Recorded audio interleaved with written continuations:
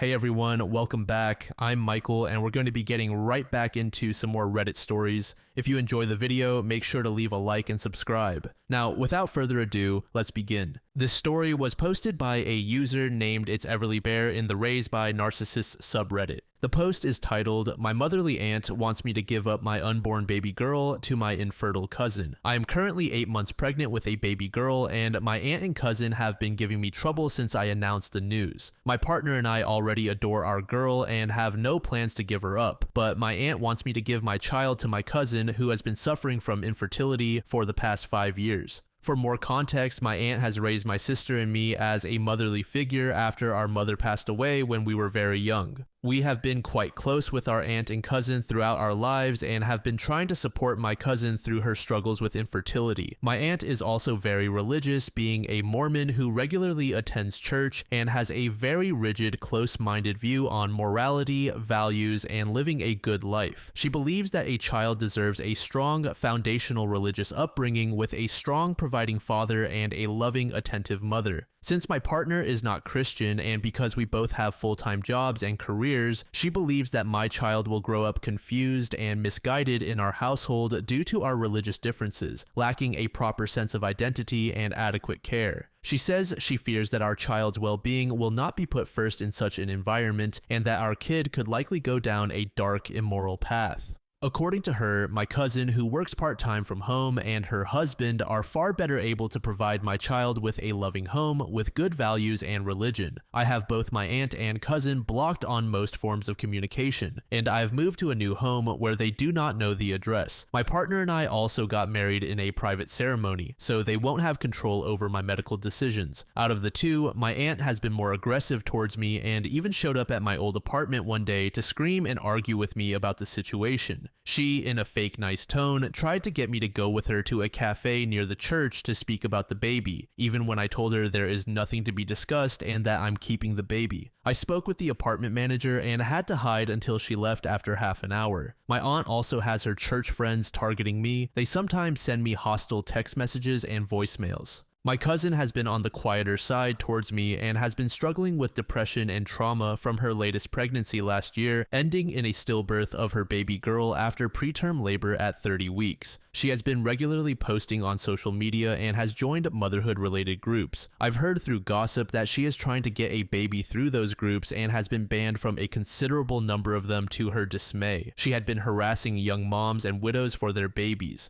My cousin is desperate for a baby to fix her family and is apparently waiting for OP to give birth for my baby girl, whom she apparently sees as her own late baby. My aunt and she are apparently sure that I will be overwhelmed with my decision and the responsibilities of motherhood, and that I will give up or give more of my baby by letting my cousin and her husband adopt her. My aunt says that giving my baby to my cousin shouldn't be as hard as it could be because we are family and that I could have a baby later on as I am still young and have plans to attend grad school after working for a while. My cousin also apparently wants to get back in contact as we had before my pregnancy. I will not be speaking to her again until after I give birth to see where she stands then and to prevent further stress during my pregnancy. I have been very supportive of her through her infertility journey and generally liked her more than my aunt growing up, but her behavior and thinking have shocked me and are making me fear for my safety. I am planning a big wedding party for next year since my partner and I privately got married this year, and I am not sure if my cousin and aunt would be invited or able to come. I have a lot of family support from both sides right now, apart from those who are close to them and on their side, but I'm not sure if that support will be as strong in a year and what my relationship with my aunt and cousin will be then.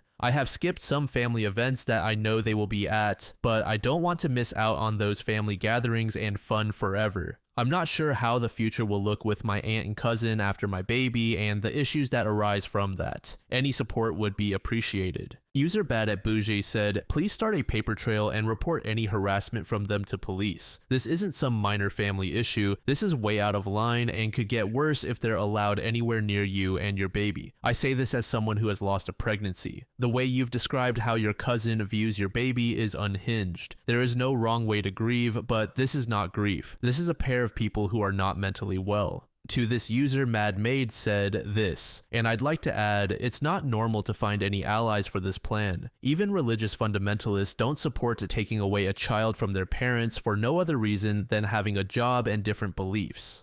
Your aunt and cousin have likely spread some sort of rumors about you to gain sympathy. They might be claiming you're mentally unstable, irresponsible in general, abusive or neglectful, or even worse. Given the fact she's claiming you will get overwhelmed and those remarks about you being still young, I guess she's telling others that you're an immature kid not knowing how life works.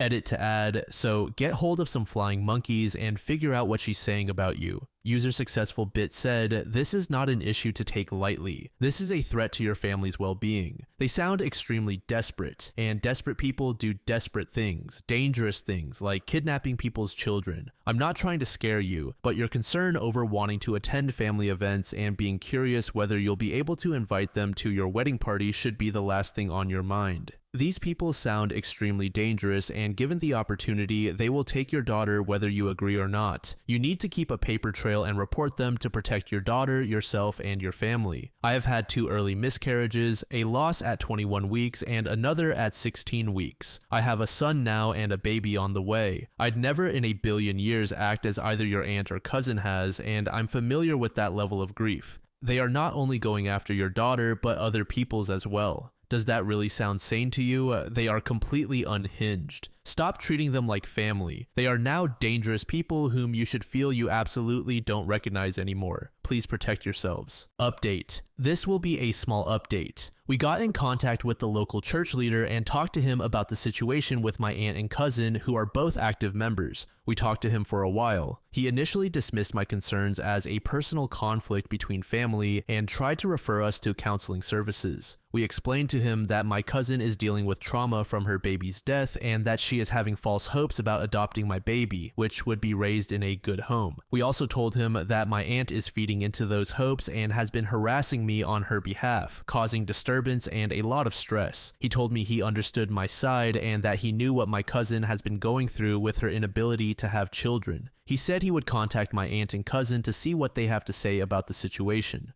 I talked again with him today. He said that my aunt and cousin would like to speak with me and that they were concerned that I stopped communicating with them, especially since I moved away. I explained to him that their behavior regarding my baby influenced me to do those things and pressed him on what they said. He said that my cousin had talked with a church therapist and was looking into adoption to start a family because her IVF treatments were likely not going to produce a child with her condition. I emphasized to him that I was not giving up my baby and that my cousin had been thinking otherwise. He said that he understood that and started asking me for personal details on how I was doing now. He was again trying to set up a meeting between us and my aunt and cousin and referring us to services. I told him I was not comfortable with that at the moment, and he told me to at least call my cousin once. He said he will meet with my aunt on Sunday since I was too scared to do so on my own. Our call ended after that. I'll comment on any update on what he says in the coming days under this post. Edit, I am not satisfied with his response and do not like that he is putting pressure on me to reconnect with my aunt and cousin. He says he understands my concerns, but I think he is being rather dismissive of them and trying to force us to resolve our issues. My partner and I thought it was worth a shot reaching out to him because he has influence and religious authority over my aunt and cousin. I'll see what he says on the next phone call and see what I can do to make him care more. Edit. To make clear, I didn't give him any personal information and have no plans for any in-person meeting with my aunt and cousin. We are in contact with legal help. We do not live in Utah. We spoke again with the bishop. He said that there isn't much he can personally do to resolve the situation within his capacity between me and my aunt and cousin other than refer to counseling services. I asked him if he did meet with my aunt and he said he did. Their conversation was apparently focused on my cousin and helping her heal. He told me my cousin was also grieving the loss of communication with me and my sister, who hasn't been talking much to her anymore. I told him that my cousin was trying to take my baby to replace hers and that her and my aunt's behavior was threatening the safety and well-being of me and my family. I think he was losing interest in the conversation, so he just told me to do whatever I feel is best for my family, but to consider the grief my cousin has been through and contact family counseling services for further help on this matter. My partner and I sent him an email afterwards with a copy to our lawyer to close off communication. I decided to unblock my cousin and send her a message. I told her that my partner and I are keeping our baby and that is not up for discussion. I encouraged her to seek proper therapy if she hasn't already done so, and told her that I am not comfortable with her husband, or my aunt being involved in my child's life. She hasn't responded yet. Regardless of what she says, our relationship will not return to what it was before, and she will not be a part of my child's life. A few months later, OP gave us their most recent update. Here is the update everyone has been waiting for. I have been busy over the last few months with the birth and projects I've been working on as I recover from childbirth and take care of my new baby. I logged into Reddit a few times since then, but haven't had a chance to update. I am 25 now and my baby is almost 4 months old. She is doing well and brings us so much joy. I love going on walks with her, and she is growing up so fast. I am planning to go back to work soon. Thank you all for your concern and well wishes, and I hope everyone is having a great time during the Thanksgiving holiday season. Now, the update that everyone is looking forward to, my cousin and aunt. Since my last update, my cousin and aunt went silent for a while and my cousin didn't respond to my texts. In August, my aunt reached out to me through a new number and asked how I was doing and if I had the baby yet. We talked and she expressed concern about my and my baby's well-being since I had distanced myself from much of my family and left my job. I asked about my cousin. She said they have been trying to adopt a baby through their church connections, but nothing has been successful so far. I inquired whether they consulted with a proper adoption agency, but my aunt said that my cousin's husband's past may become a problem, and she proceeded to rant about how the birth rate is dropping and how people are actively denying themselves parenthood. She asked me if I still wanted to keep the baby and got angry about 9th-month abortions. I reaffirmed that I did want to keep her, and she talked about how my cousin was getting old and that her nest is still empty. She wanted me to at least share the joy and let my cousin be involved in my daughter's life. I told her that would not be possible due to their past behavior. I feared that my cousin would try to become her mother and let her delusions get the better of her again. My aunt said that my cousin was trying to improve herself and had received some church counseling. I still told her no. She then asked if I knew anyone or any resources for adopting a baby. I told her I didn't and that my cousin and her husband should be careful and patient in trying to become parents. My aunt emphasized how important it was for my cousin and her husband to become parents because they deserved children at this point, especially given their reputation since everyone around them is reaching the parenthood milestone. She also asked about my future family plans and pressed me on when I was going to get pregnant again or have my next child. She told me family planning was important, especially after this surprise pregnancy, and asked if they could be involved next time. As the call went on, more and more of her usual behavior became apparent, and I was getting tired of it. I wanted to end the call, but she ended it first because she had some activity to attend. Thankfully, I have my sister to keep me in the loop about what's happening with my aunt, cousin, and other matters regarding my family and my old church. Everything my aunt said was apparently true about my cousin. According to my sister, my cousin's overall mental health seems to have improved from her worst, but she still experiences deep depressive periods. She sometimes feels very empty due to her lack of children and her strained relationships with me and my sister. My cousin and her husband are also trying to find an IVF doctor abroad in hopes of a miracle, since many of their options are shutting down here. My cousin apparently still views my baby as something she lost, but she believes God will give her children soon and has been trying to get her sins forgiven. We are skipping Thanksgiving with my side of the family in a few days for obvious reasons. I plan to return to the workforce soon, likely after all the holidays. I have my childcare arrangements ready with all the necessary precautions, and the future is looking good overall. Again, thank you all for your support, and let me know if you have any questions about anything. User Mad Hatter said, I really wonder if your aunt feels that she also deserves the baby to be a grandmother. Many people like her believe they are owed grandchildren. Good for you for shutting down the idea of your baby having any sort of relationship with your cousin. You are being an amazing mom by protecting your baby girl. Keep those boundaries strong and keep your little one snuggled close. To this, OP said, perhaps so. My aunt has said that she is ready for the grandma life and has been heavily invested in my cousin and her plans to start a family. When we were younger, my aunt also mentioned that she would be a grandma to my sisters and my future kids since we lost our mother at a very young age. I guess she doesn't have that enthusiasm anymore. And thank you. User Best Salamander said, I'm glad to hear that you're doing well. The only thing I would say is that your aunt sounds as crazy as ever. I strongly advise you to keep her on an information diet. please don't tell them about your childcare arrangements or your routine because they sound crazy enough to try and take your child when you're not there. Also, under no circumstances should you ever let your aunt be alone with your child. It's not worth the risk. The way your aunt talks about how your cousin and her husband deserve children is particularly disturbing. I wonder if she thinks that your cousin deserves your baby more than you do. I'd be very careful if I were you. Your aunt doesn't sound like a safe person.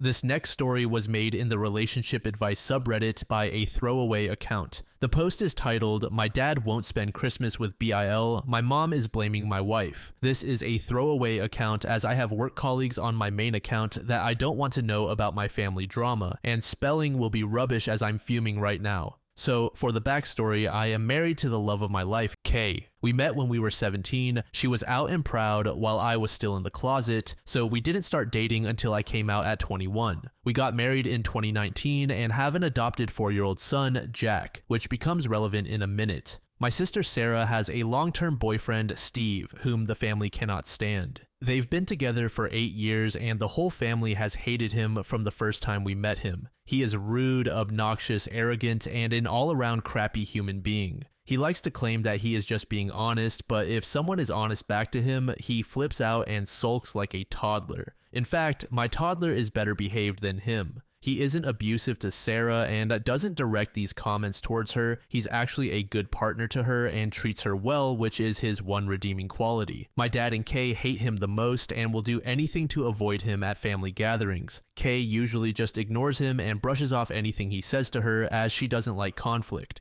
However, there have been a few occasions when she has said something back, but it's usually said in a joking manner, which amuses my dad to no end. My mom is a peacekeeper and will do anything to avoid drama, so she just changes the topic whenever he starts. She and my grandparents hate him just as much as the rest of us. Sarah is the only one who obviously doesn't hate him. Our son's birth mother, Tess, was Kay's best friend, who sadly died in 2021. This was a real shock as she had an underlying heart condition that she didn't know about and simply went to sleep one night and never woke up. Jack had been left alone in his cot all day, screaming for his mom, before Kay got worried that Tess wasn't answering her texts and went to their house to check if she was okay. She found Jack in his cot and Tess in her bed. We adopted Jack as no one in Tess's family was in a position to take him in. We raise him as our own, but he knows who Tess is. Obviously, this is a very sensitive topic for Kay as it was so traumatic for her and Jack. Now, on to what happened last weekend. It was the anniversary of Tess's death on Saturday, so Kay, Jack, and I went to visit her grave. Kay is always quiet after going to see her, and this time of year is especially hard for her. On Sunday, we had a family gathering at my parents' house. These happen every couple of months as just a catch-up for everyone. At first, nothing was out of the ordinary. Kay and my dad were off to the side, talking as usual, and only I could see that Kay was obviously struggling, so my dad and she went for a walk so she could clear her head, something they have done before, so nothing too unusual. However, Steve had an issue with this and asked why they had left and why he wasn't invited to walk with them. I explained about Tess and that Kay just needed a minute. This wasn't good enough for Steve though, and he said she should have gotten over it by now. At this, my grandfather, who is naturally a very quiet guy, said that his best friend had died over 20 years ago and he still had days where he missed him so much it hurt.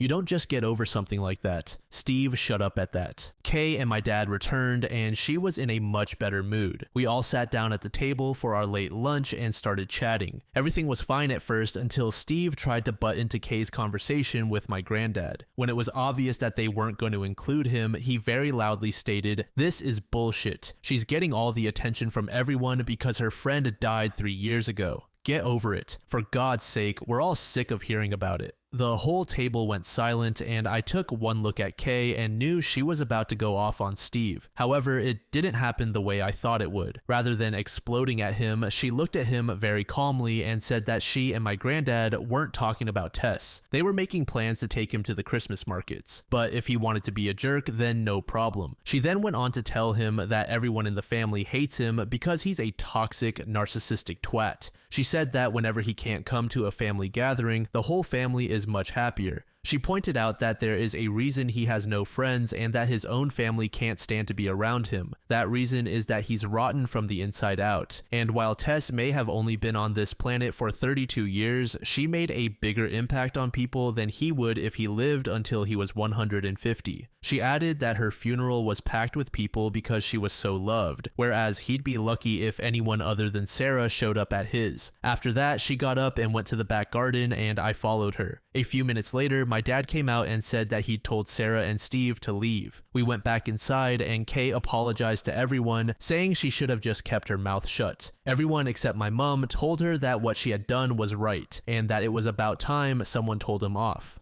My dad then found it hilarious that a lesbian had been the one to tell him straight, which lightened the mood a lot. We spent the rest of the afternoon there before going to pick Jack up from Kay's mom's house, as she had taken care of him overnight on Saturday for us. The reason I'm making this post is that yesterday I got a call from Sarah saying that she and Steve wanted an apology from Kay. Or they weren't going to Christmas. When I reminded her that we wouldn't be at Christmas either, as it was our year to spend it with Kay's mom, so it made no difference to us, she got really upset, saying that she wanted an apology because Kay was way out of line. I said she wasn't, and that I wouldn't even contemplate asking her to apologize because I agreed with everything she said, and so did everyone else there. She ended the call, and I just went back to work. Then today, my dad called me and asked if Kay's mom would mind having a few more for Christmas as he was refusing to spend it with Steve, so he and my granddad needed someone else to go. Apparently, after Sarah had called me, she called mom and started ranting. My mom told my dad to get Kay to apologize, which he refused to do, leading to an argument.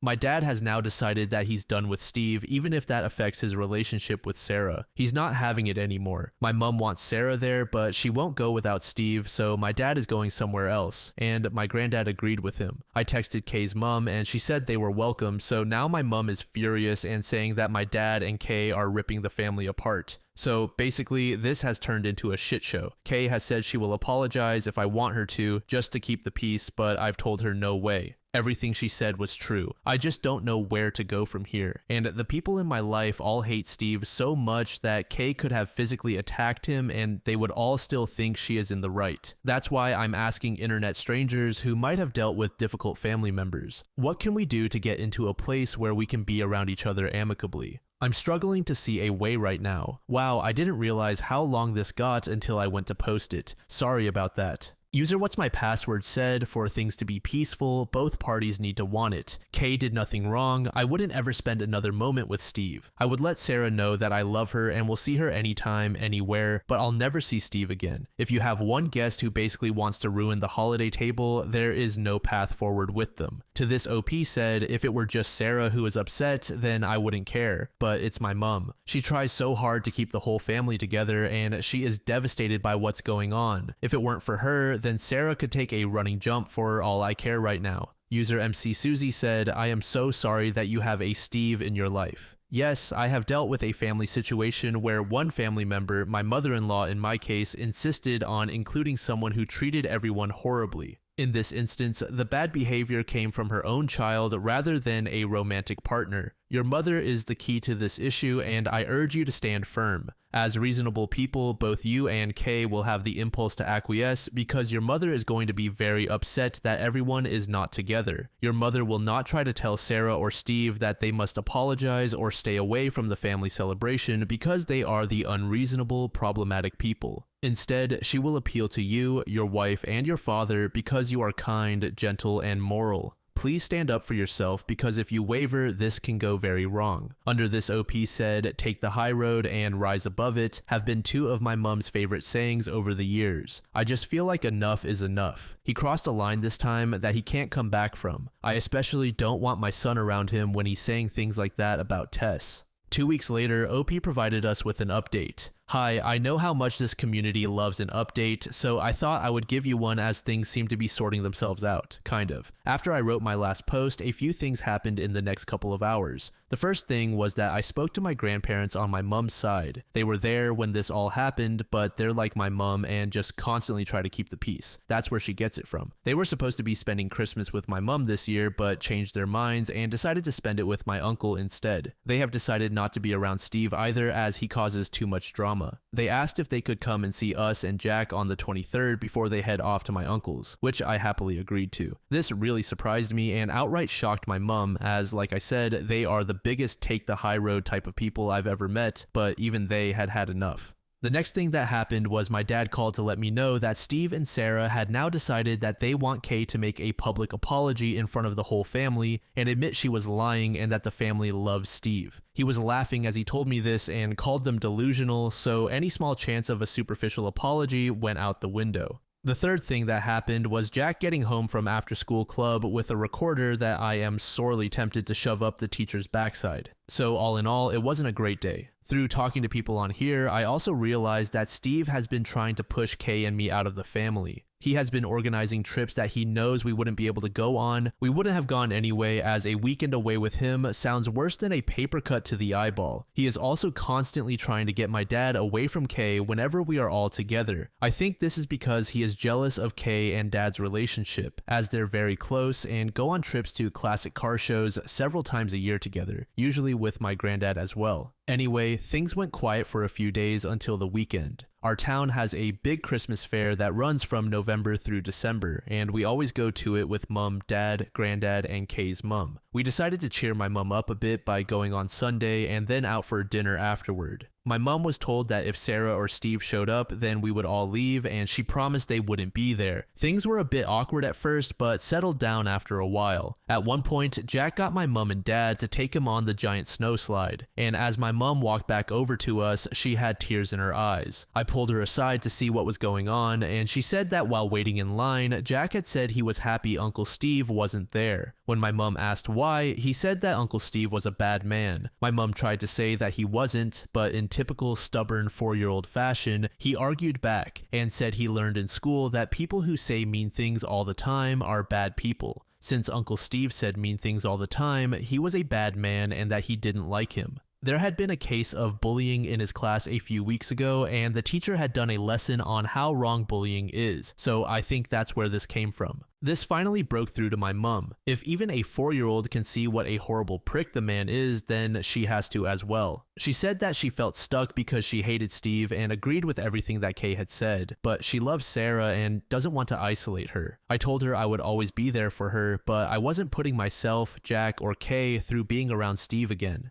She needed to think about what she wants, not what I want, or Dad, or Kay, or Jack, or her parents, or Sarah, or Steve, but what she wants. She went quiet and then said that Kay's mom had told her she was welcome at hers for Christmas if she wanted to, and that she could decide on Christmas Day if she wanted. Kay's mom would save her a plate. We went back to the group, and a little while later, I saw Mom and Kay's mom having a deep discussion while walking behind us. Neither of them will say what they talked about, but Mom seemed a bit happier after their talk. They have also been talking since. Yesterday, my mom told me that she will be coming to Kay's mom's for Christmas and that they've been discussing going shopping together next week. When Mom told Sarah after calling me, Sarah predictably lost her mind and said that Mom was choosing us over her. My mom told her she was choosing to have a good Christmas rather than being belittled and made miserable all for the sake of Steve and his so-called honesty. Sarah then called me and asked if I was happy that I'd won. She then did the unforgivable and used a few homophobic slurs towards me and Kay and called Jack the bastard of a whore. I ended the call, blocked her everywhere, and then let my family know what had happened and that I never wanted to speak to her again. They're all as appalled as I am, and my Granny called Sarah and apparently told her she was dead to her because she won't have a bigot in the family. Sarah has been trying to reach out to apologize because she knows she has crossed an unforgivable line, but I've just kept blocking the fake accounts she's making on Instagram. Steve tried reaching out to my dad after this, and when he eventually answered, Steve tried to say that Sarah was just angry and didn't mean it. According to Mom, Dad ended up giving him a verbal lashing and told him that he was the worst thing that had ever happened to Sarah and our family. My dad has told Sarah he is disgusted with her but will be there for her if she leaves Steve. Until then, good luck. Mom has gone low contact as well, but wants to keep the door open so that Sarah isn't completely isolated. I had a few people saying that Steve may be abusive towards Sarah, but I really don't think he is. He usually acts like a jerk when the attention isn't on him. He knows that when he says jerkish things, all the attention is on him and he revels in it. After Sarah's outburst, I just think they are both toxic and feed off each other's toxicity. She lets him get away with the things he says because she gets pleasure from watching us all bite our tongues and keep quiet. So mom's angry, dad's angry, our 3 grandparents are angry, the extended family is angry, and Kay is being my rock. But I can tell she's really upset about what Sarah said towards Jack. I'm just sad and done with it all. At least now I know what she really thinks about Jack, Kay, and me, so there's that. Not the perfect update, but we move on. It will be nice this Christmas to have both sides of the family together for the first time and not have to worry about Steve being a jerk. However, I'm sad that this is how my relationship with my sister has ended. I'm trying to get into the Christmas spirit, but it's a tough one right now. The only things that make me smile are Kay and Jack being goofy idiots to cheer me up. However, the recorder can go to hell. I curse whoever invented that thing. Like, seriously, screw you. Thanks for all the support in my original post and for opening my eyes to a few things. Maybe internet strangers are the way to go for advice after all. Hope you all have a good holiday season.